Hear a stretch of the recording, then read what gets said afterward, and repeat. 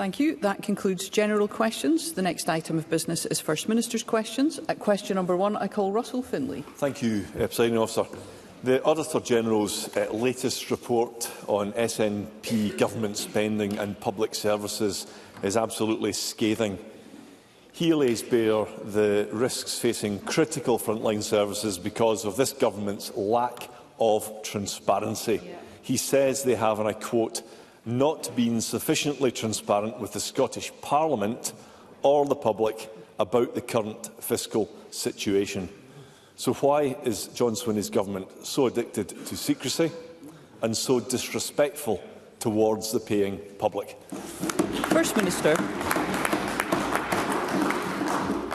Presiding Officer, there are 2 points I'd make in response to Mr Finlay's question. The first is on the question of fiscal sustainability. The Government has balanced the budget for every single one of the 17 years it has been in power, and as a consequence has lived within our means on every occasion we have had a budget to balance. And the second point I would make in relation to the question of transparency around financial challenges facing the Parliament.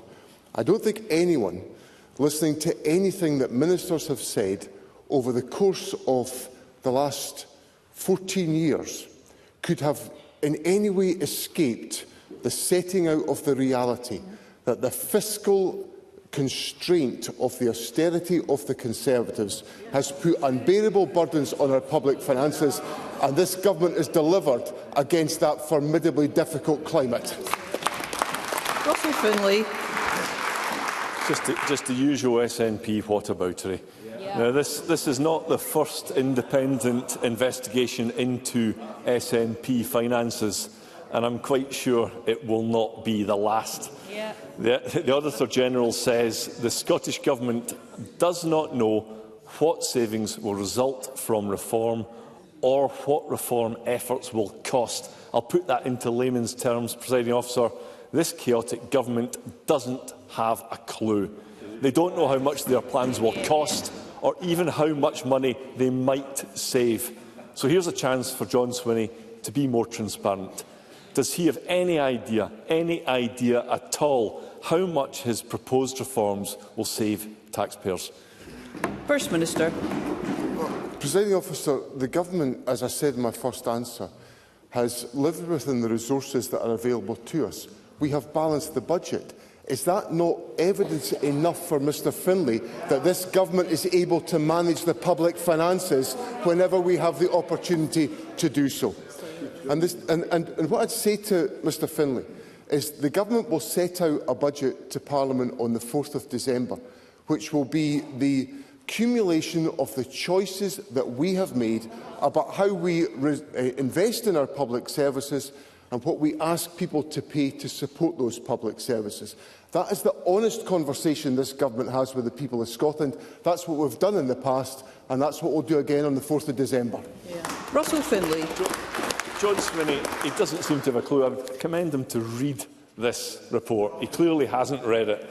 The Auditor-General says this Government has broken a commitment to deliver savings. He says, and I'm going to quote extensively from the Auditor-General, if John Swinney would like to listen, he says there's no clear vision for improving public services. He says the impact on the public is not even considered or monitored. He says the Government is not providing effective leadership. So under the SNP, there's no leadership, no transparency, no answers, just broken promises, pathetic excuses and making it up as they go along. This is what a John Swinney government really looks like, doesn't it? First Minister. I think Russell Finlay might be in a slightly stronger position to argue for his case if he Excuse me, First Minister. I would ask members to refrain from interrupting those who have been called to speak. First Minister. I think, Presiding Officer, Mr Finlay might be in a slightly stronger position to provide analytical support to Parliament if he hadn't been the person that argued that I should follow the example of Liz Truss. Because if I'd followed the example of Liz Truss, we would have acute problems in the balancing of our budget this year, because Liz Truss and her loyal Scottish ally Russell Finlay would have taken us to the economic and fiscal disaster that she inflicted on the United Kingdom. And all I can say is thank goodness I never inflicted that on Scotland. Russell Finlay. Dearie me, it's not my party that's under investigation for financial fraud and is this week sacking half its staff, for goodness sakes. John Swinney will leave public services even worse off and waste taxpayers' money on a grand scale. The Auditor-General states it plainly. The Scottish Government cannot afford its current spending choices. Auditor-General reports are like Groundhog Day, the same problems laid bare year after year after year, but the SNP never ever learning from their mistakes. Instead, the SNP get broken SNP promises and broken public services. SNP ministers casually wasting public money with absolutely no regard for hard-working taxpayers. And doesn't this latest report prove once and for all that John Swinney and the SNP cannot be trusted with our public finances? First Minister. These issues, of course, will be considered as part of the parliamentary consideration of the budget, which will come after the 4th of December, when the Finance Secretary sets out our proposals to Parliament. And during the week, I got a letter from Mr Finlay setting out the financial propositions of the Conservative Party. And on one side, Mr Finlay argued for a tax cut which would cost, in his estimation, not mine, his estimation, £1 billion, £1,000 million. And on the other side, Mr Finlay gave me a paragraph of the savings that will be delivered to achieve his £1,000 million tax cut. And those savings amount to the grand total of £53.74 million. So there's a £950 million gaping hole in Mr Finlay's arguments to me this week. Don't dare come here and lecture me about the public finances with the ineptitude that you've put forward in your letter to me this week.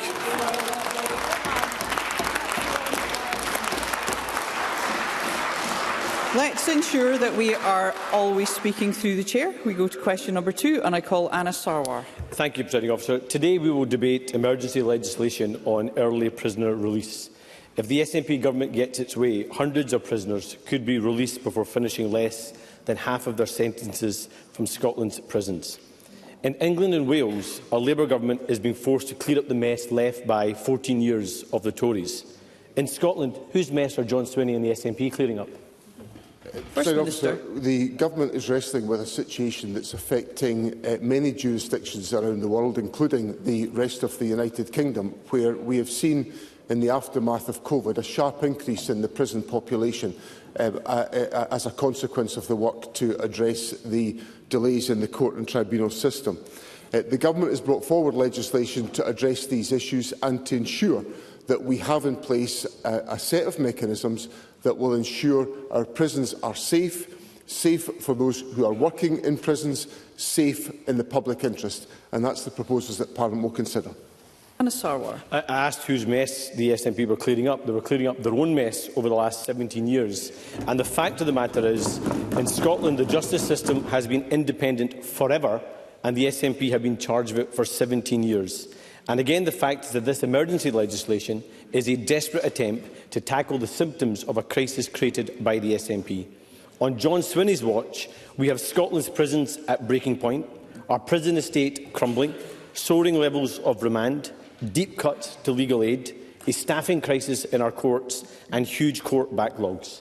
And warning after warning has been ignored from the Chief Inspector of the Prisons, COSLA, Community Justice Scotland, Victim Support Scotland and the Scottish Prison Service.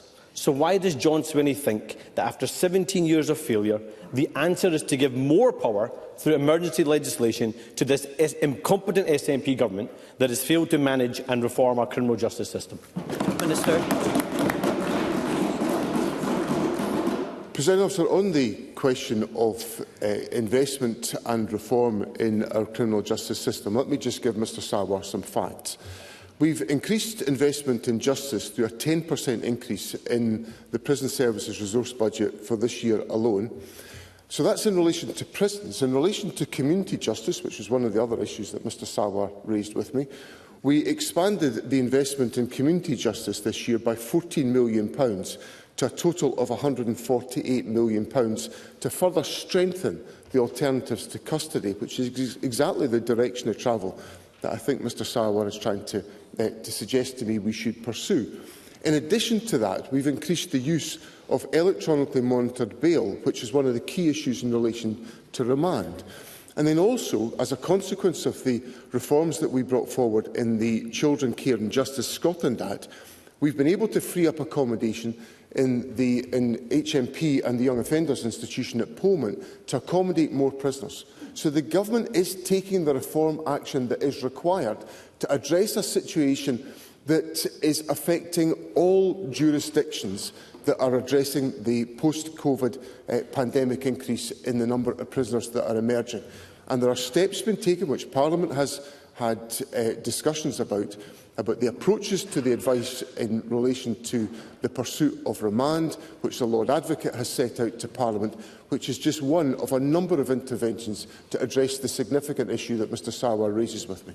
Anna Sarwar. Presiding Officer, to be frank, the First Minister has his head in the sand. And just this morning, the Auditor General said the Scottish Government is not providing effective leadership on reform, and they are reacting to events rather than making fundamental changes.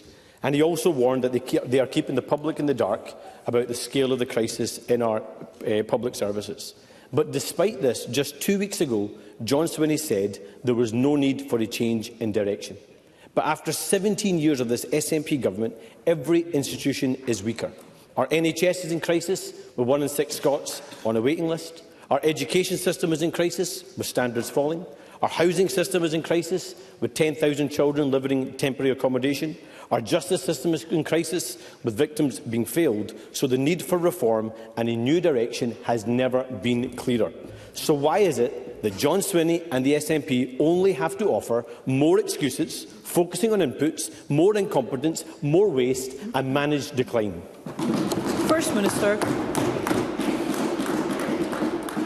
As ever, Mr Sarwar skates past some of the evidence on all of this. So let's take housing, for example.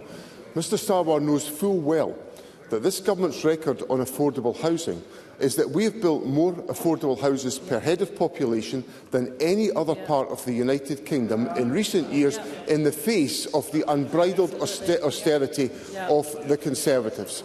We have seen increases in activity in the National Health Service, in both operations and in the number of day cases being undertaken to erode the waiting lists that have accumulated as a consequence of COVID. Now, of course, there are challenges in the public finances. I have rehearsed to Parliament on almost every occasion. I have answered First Minister's questions since I took office in May about the challenge of the public finances. And Mr Sarwar has taken issue with the issues that I have brought forward in that respect.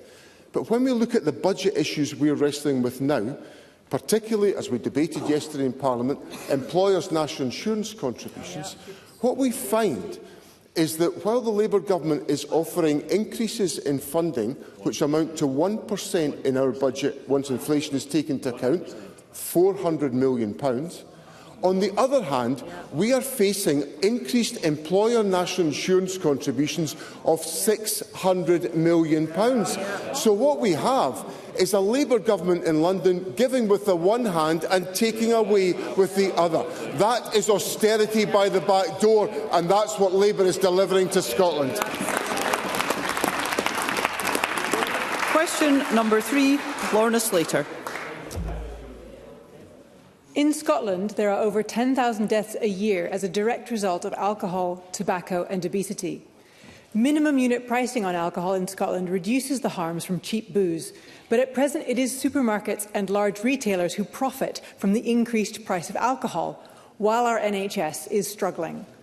That's why, when the Scottish Greens were in government, we secured a commitment to reintroduce a levy on retailers profiting from the sale of alcohol and tobacco, which would help fund NHS services. Can the First Minister confirm whether his government still supports a public health levy, and will it be included in the draft budget when that is published in 2 weeks' time? First Minister. President Officer, these are issues that are very important. Lawrence Slater raises an important question about the impact of tobacco and alcohol misuse and the impact that can have on the health of the population. The Government has, of course, taken significant action in relation to minimum unit pricing, and we will continue to focus on measures to tackle this significant factor. As to the question of a public health supplement, that will be considered as part of the budget process, and of course I'm not at liberty at this stage to conclude on those issues until the budget comes to Parliament in December. Lorna Slater. This week, an alliance of 24 Scottish health organisations have backed the Scottish Greens' calls for a public health levy in this year's budget, and polling shows a majority of the public support it too. The Fraser of Allender Institute estimate that it could raise as much as £57 million a year, money which could pay for smoking cessation programmes, breastfeeding support in communities, or increased screening programmes for cancer. Why does the First Minister equivocate on this matter? He has had a whole year to design and consult on this new public health levy. So why is it not ready to be introduced now? And how will the First Minister respond to organisations calling for its urgent rollout? First Minister.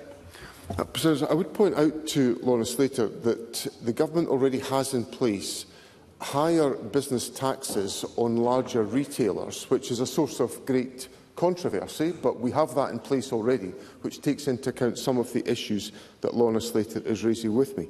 But she also will have to accept that I cannot disclose today the contents of a government budget that hasn't yet been finalised, and that will be finalised a week on Wednesday and will be set out to Parliament, and then there will be opportunity for Parliament to debate these issues.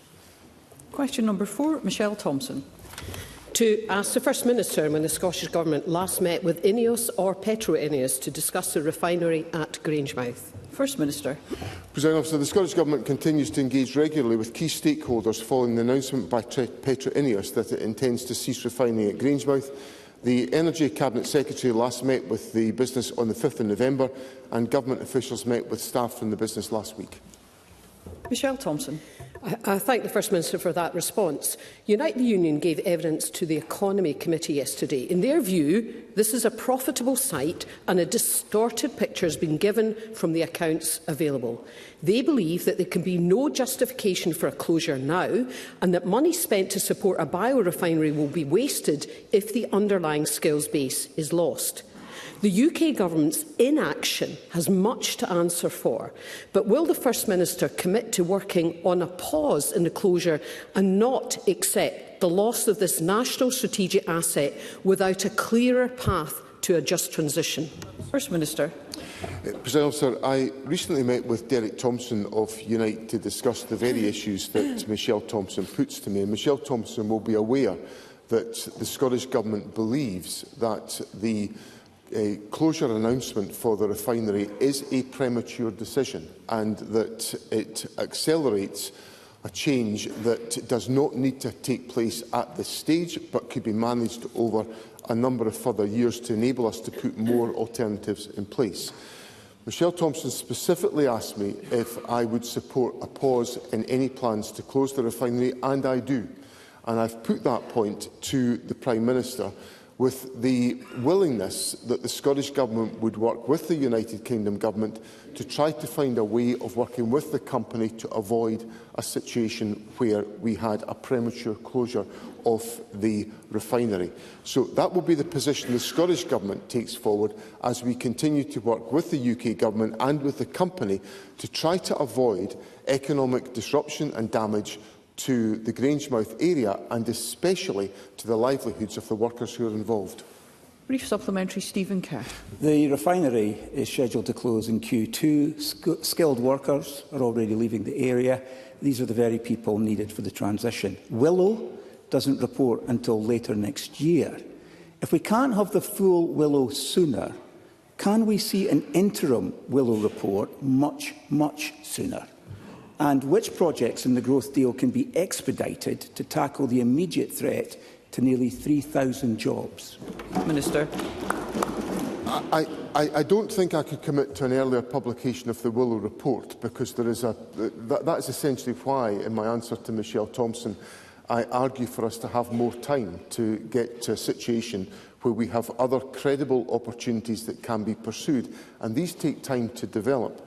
So the important point from the government's perspective is about having a delay to the closure of the refinery. That is the position of the Scottish Government. Now, as for other proposals that can be brought forward, obviously I've set out to Parliament the importance I see in the investment in the Acorn carbon capture and storage project, which would provide significant opportunities to the Grangemouth site.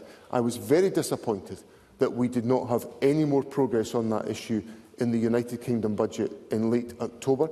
I have made that point again to the Prime Minister, because I believe the Acorn project would provide us with significant opportunity to take forward and address the significant point that Mr Kerr puts to me.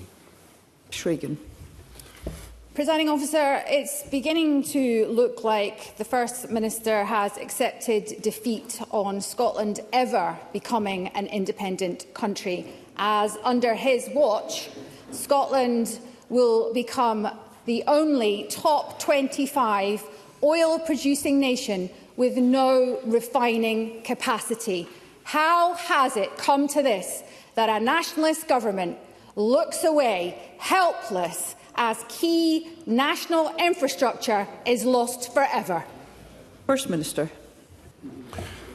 I don't think Ash Regan has listened to a word I've said in response to Michelle Thompson or to Stephen Kerr, because what I've said is that I am actively pursuing an option to maintain the refining capacity at Grangemouth.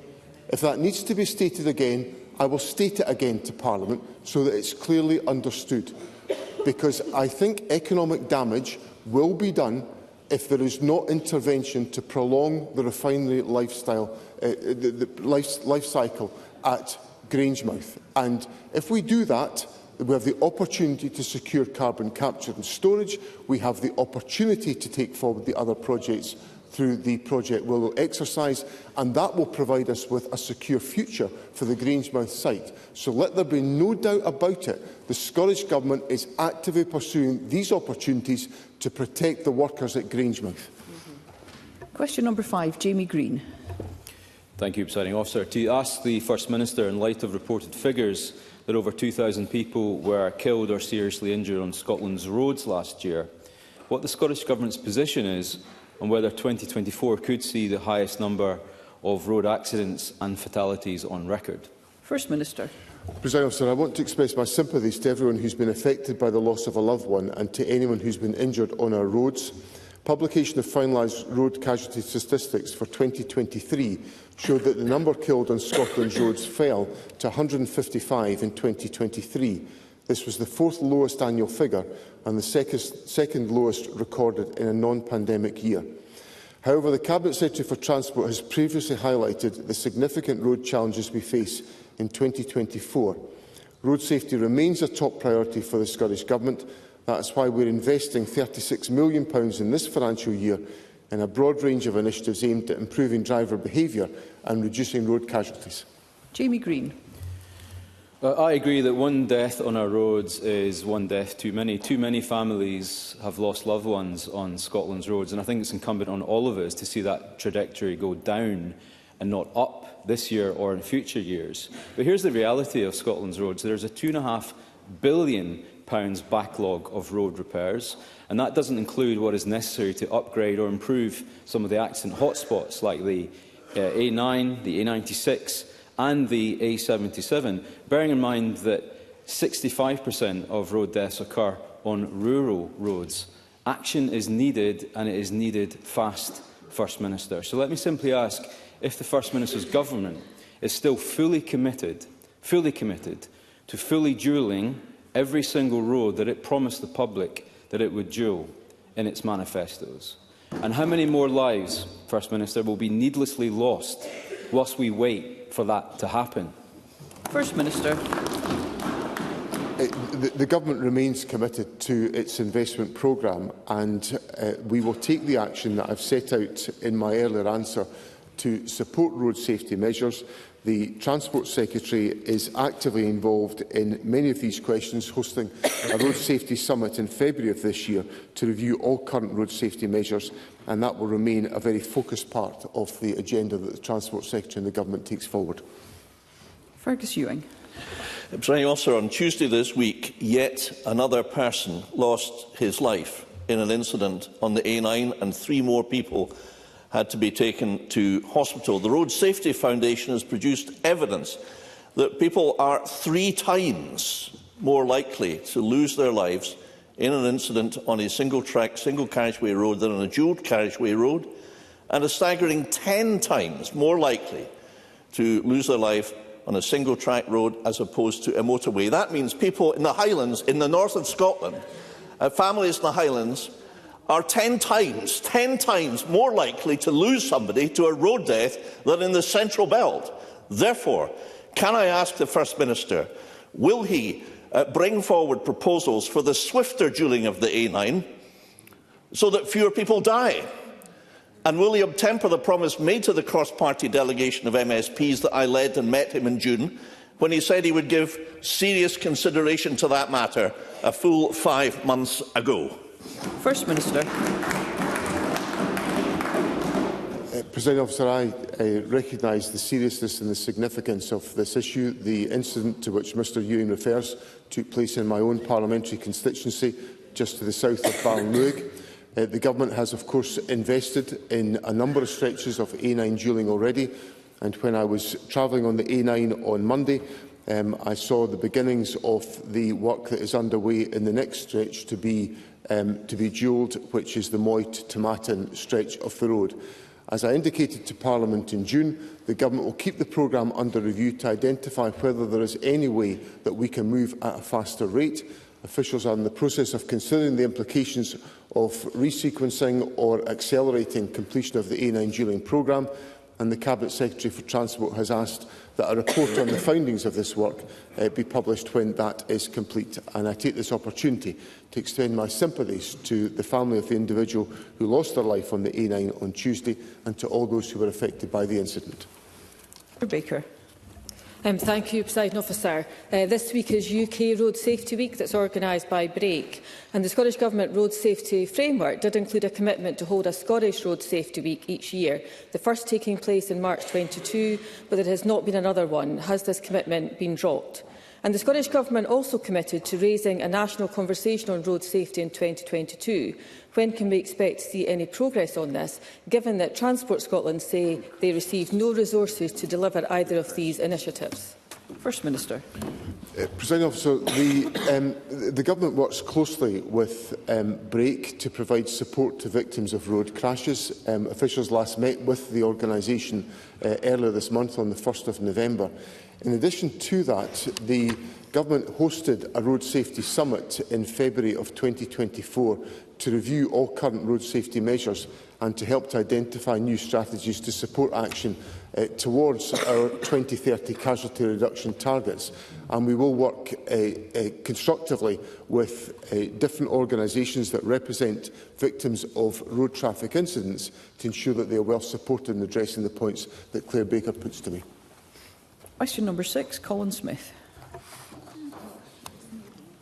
Thank you, Presiding Officer. To ask the First Minister what the Scottish Government's response is to reported calls to widen access to Scotland's redress scheme to allow survivors of abuse at Farnethy House to seek redress. First Minister. Presiding Officer, I am profoundly sorry to hear what the survivors of abuse at Farnethy House endured and the impact that abuse has had on their lives.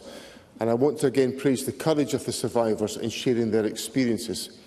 Scotland's redress scheme was designed primarily for those vulnerable children who were in long-term care, often isolated with limited or no contact with their families. Children resident on a short-term basis were not in that position.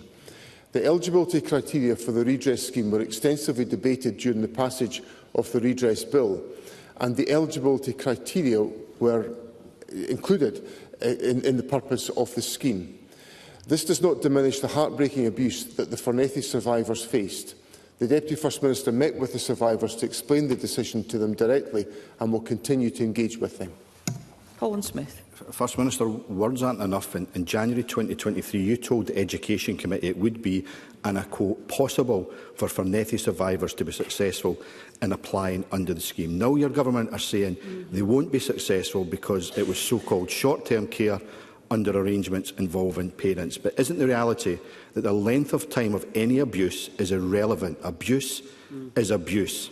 And these wee girls were sent to Fernethi as a result of clear direction from the state, cut off from their parents and subjected to unimaginable physical, mental and in some cases sexual abuse by staff employed by the state. But the state has utterly failed to take responsibility. So, First Minister, will your government now take responsibility? Will it do the right thing and widen access to the redress scheme for these brave survivors? First Minister. Presiding Officer, I recognise the significance of and the seriousness of this issue, and indeed as the person who took the redress bill through Parliament, I did all that I could within the parliamentary passage of the bill to ensure that the scheme we brought forward was as extensive and as comprehensive as it could be. Now, the comments to which Mr Smith referred were made by me during an evidence session with the Education Committee at a time when public authorities were still researching the basis upon which and the circumstances in which children were placed in Fernethi House, which would have a bearing on eligibility for the redress scheme that Parliament approved. Now, the independent research that was undertaken as part of the commitments given to the Fernethi survivors reported that, in such records as those that exist, indicate that children were primarily placed in Fernethi for short-term care with the agreement of their parents, which is fundamentally different to the scheme that the Parliament legislated for. Fernethi House will be a case study in the next phase of the Scottish Child Abuse Inquiry, and there will be an opportunity for further exploration of the issues and the circumstances involved in these cases. Thank you. We move to general and constituency supplementaries, and I call Claire Haughey. Thank you, Presiding Officer. With energy prices set to rise again in January, households across Scotland will be facing significant pressures when it comes to heating their homes this winter. During the election campaign, Labour promised to cut fuel bills by £300. However, instead, bills have gone up. And while this government is delivering the low-income winter heating payment and other initiatives to support those most in need, the UK Labour government is callously cutting the winter fuel payment to pensioners. Will the First Minister join me in calling on the UK Government to make good on their manifesto commitment to tackle rising fuel bills and reverse their winter fuel cut? First Minister. President Officer, I think members of the public will be stunned that a Labour government that promised to reduce fuel bills by on average £300 has actually seen those bills increase in October, with the likelihood of further increases coming in January again. To compound that difficult situation, the withdrawal of the winter heating payment means that over 400,000 eligible people on low incomes will lose entitlement as a consequence. So this is a very serious situation that faces particularly pensioners in our society today.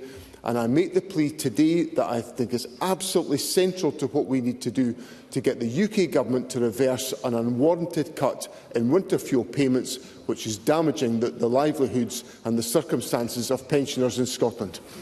Gossel. Thank you, Presiding Officer.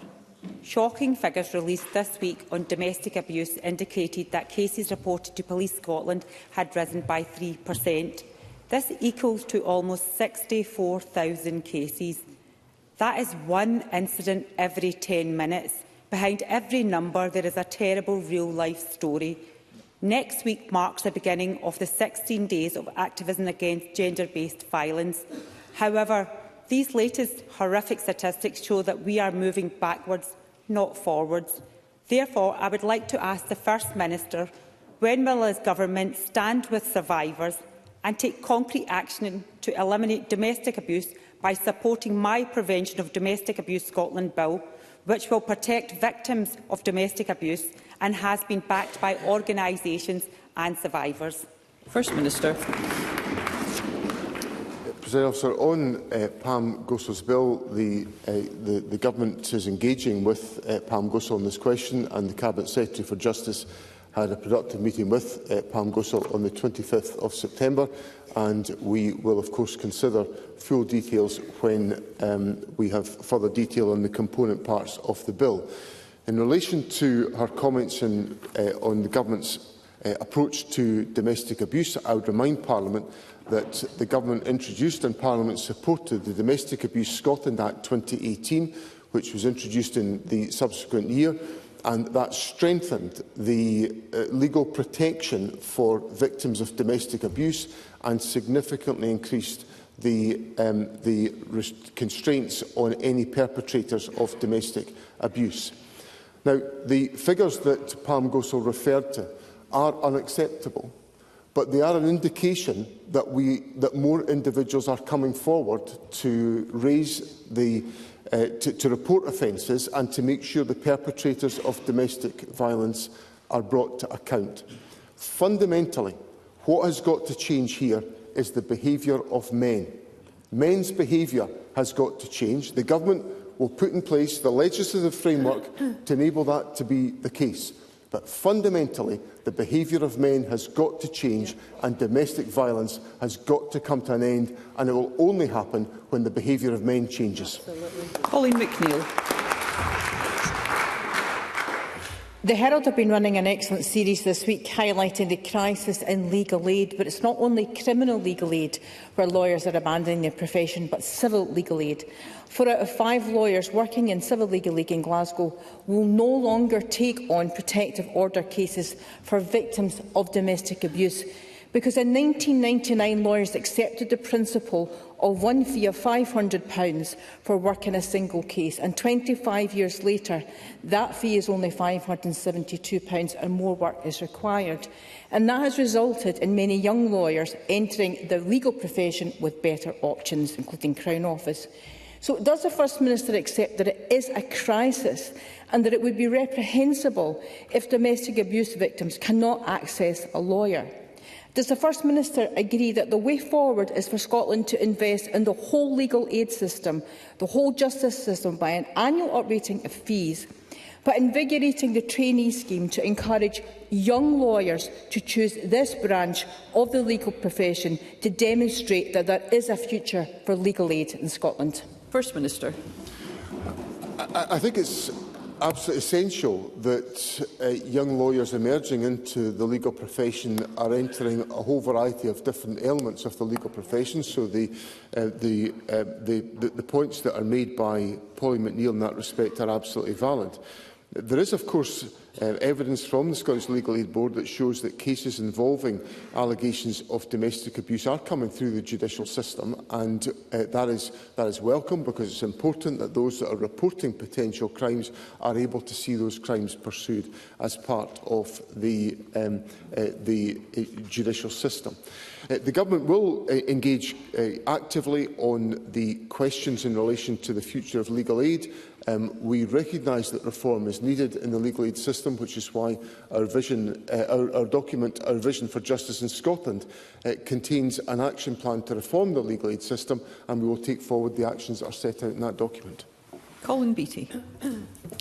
It is now over 1,000 days since Putin launched his full-scale invasion of Ukraine. 1,000 days of courageous resistance and sacrifice by the Ukrainian people.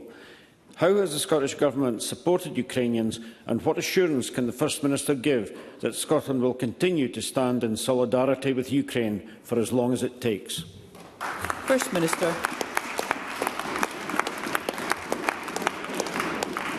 Presiding Officer, can I thank Colin Beattie for raising this issue and for reminding Parliament that we are now over 1,000 days since the illegal invasion of Ukraine. There is absolutely no justification for the illegal invasion of Ukraine, and the Russian aggression has to be repelled. Scotland has stood in solidarity with Ukraine. We have provided sanctuary for over 28,000 people sponsored by the Scottish Government or an individual in Scotland to come to this country. Over 21,000 of these arrivals are part of the Government's support scheme.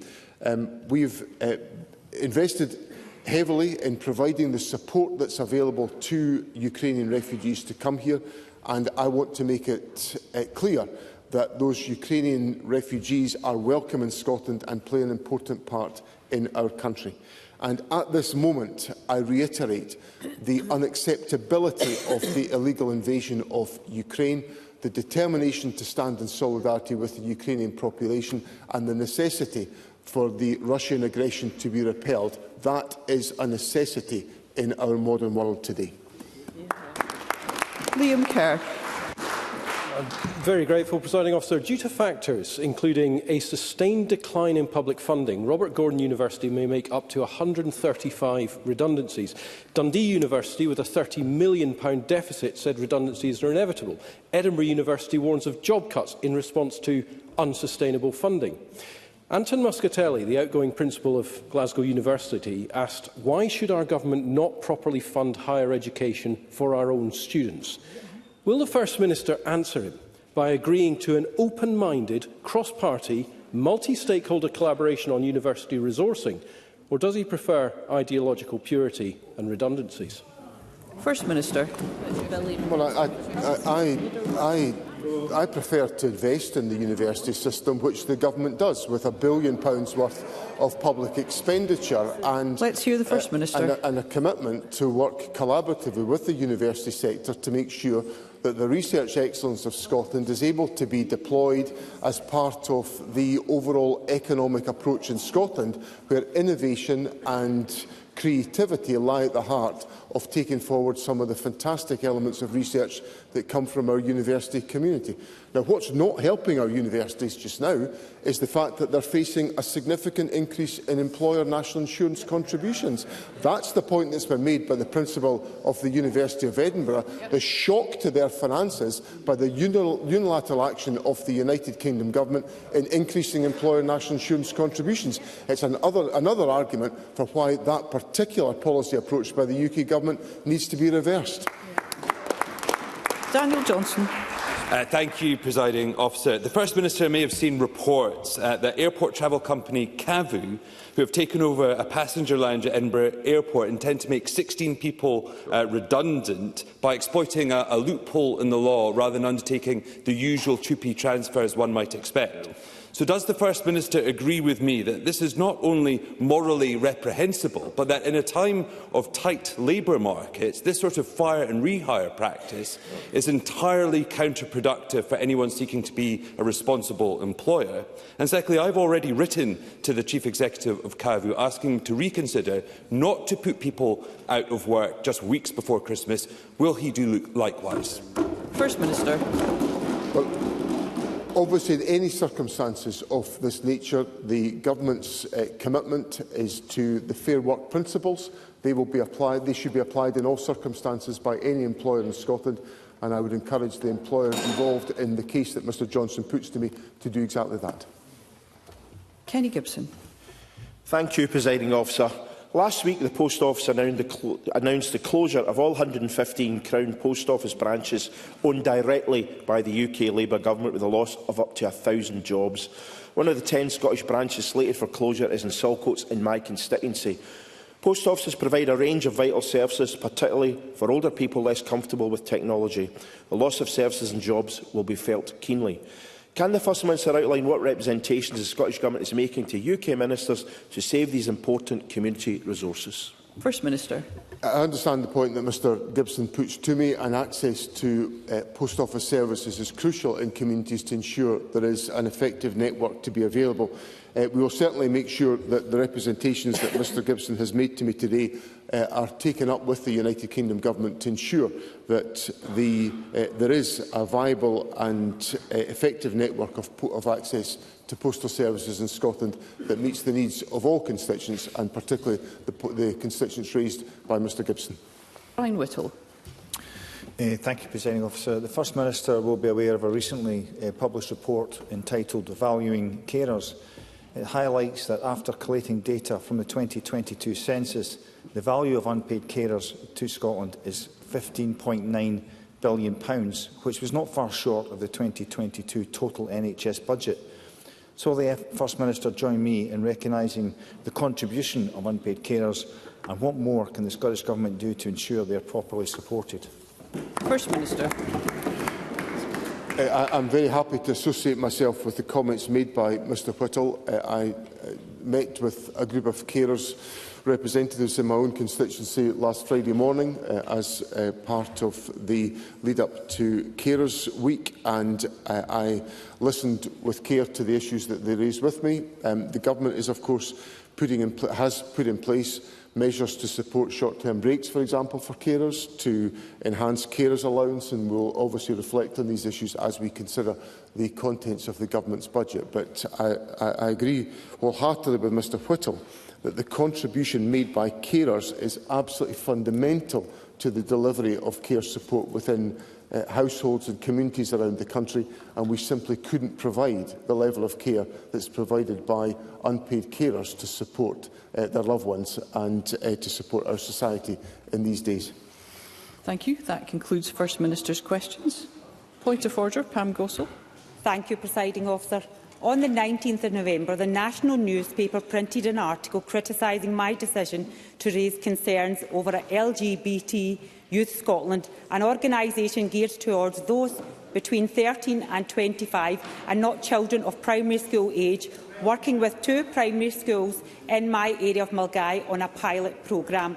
I raised these concerns in a letter to the Council's Chief Exec after being contacted Ms Gossel, if I might just... a point of order should be raised where a member has concerns that proper procedures are or have been followed in this item of business. Yeah, I'm going to come to that, Presiding Officer. There is. Yeah, sorry about that. Please do. So, yes. Maggie Chapman, MSP, made a comment stating that I am categorically more of a risk to children than the LGBT Youth Scotland's project in primary schools. I view this as clear defamation of my character. Therefore, I would hope the member would apologise and retract these comments. Can I ask you, Presiding Officer, whether you were aware of these comments by Maggie Chapman MSP, and if not, now that you have heard them, whether you believe they conform to the Code of Conduct Section 7, paragraph 5 and 6 on the treatment of others? Ms Gossel, you will be very well aware, I'm sure the member is aware, that I wish all members of Parliament to treat one another with courtesy and respect at all times. Points of order in relation to articles that have appeared in the newspaper are not subjects that I would necessarily expect to be raised in an item of business as a point of order. First Minister's question is concluded. The next item of business is a member's business debate in the name of Ros McCall. There will now be a short suspension to allow those leaving the chamber and the public gallery to do so before the next item of business.